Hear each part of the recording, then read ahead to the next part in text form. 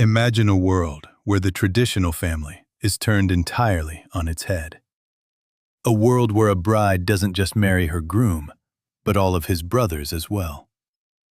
In this society, jealousy isn't a virtue, and the concept of biological fatherhood takes a back seat to the survival of the entire family line. Most of us grew up hearing tales of kings with dozens of wives, polygyny. But hidden in the high altitudes of Tibet, the lush valleys of the Marquesas Islands, and the history of ancient India lies its rare, mysterious shadow: polyandry. Why would a woman take multiple husbands? Is it about power? Is it about pleasure?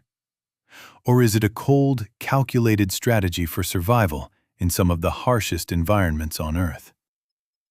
Today, we're peeling back the layers of history to explore the fascinating origin of polyandry.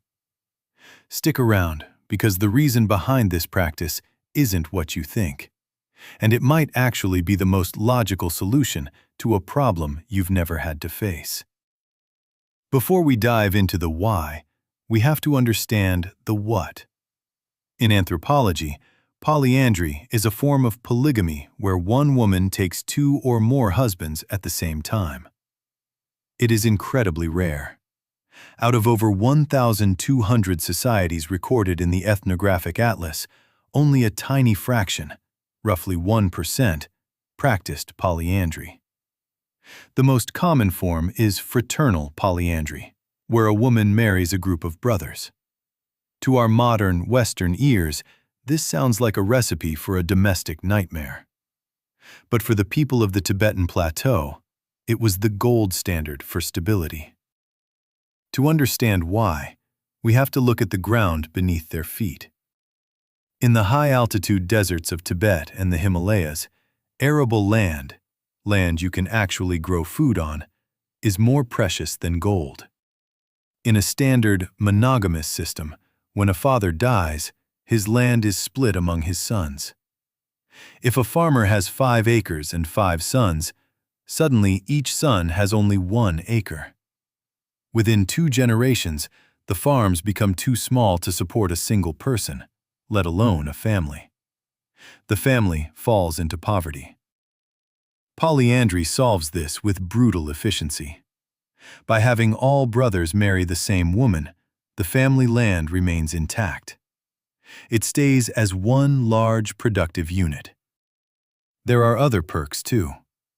While one husband is away herding yaks in the high pastures for months, another husband stays home to work the fields, and a third might be a trader traveling to the city. The woman manages the household, and the family unit never loses its labor force or its protection. It's a fascinating look at how human culture adapts to the environment, isn't it? If you're enjoying this deep dive into the unexpected origins of social structures, please consider hitting the like button and subscribing to The Fascinating Origin of Things. Share this video with someone who loves history or anthropology. It helps us keep the lights on and the research coming. Now, let's go back to a time of legends, where polyandry wasn't just a survival tactic, but the foundation of an epic. Polyandry isn't just found in remote villages. It's baked into one of the greatest epics in human history, the Mahabharata. Princess Draupadi famously married the 5 Pandava brothers. According to the legend, when the brothers returned home with their new bride, their mother, Kunti, thinking they had brought back alms or food, told them from the other room to share whatever you have found equally. Because a mother's word was law, the brothers all took Draupadi as their wife. While this is a mythological explanation, historians believe it reflects a period in ancient Indian history where polyandry may have been more common among certain warrior or nomadic classes. It highlights a key social function: unbreakable brotherhood. In war, if you share a wife and a home, your loyalty to your brothers is absolute. Not all polyandry is about keeping land together. In some South American cultures, like the Bari of Venezuela, they practiced Partible Paternity. They believed that a child could literally have more than one biological father, that the life force of multiple men contributed to the growth of the fetus. By naming multiple men as fathers, the woman ensured that if one man died or was injured, the child had a network of other fathers obligated to provide meat and protection. In the Arctic, among some Inuit groups, wife-sharing or temporary polyandry was a way to create fictive kinship.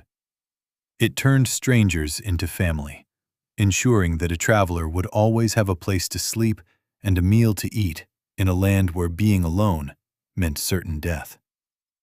Today, polyandry is fading.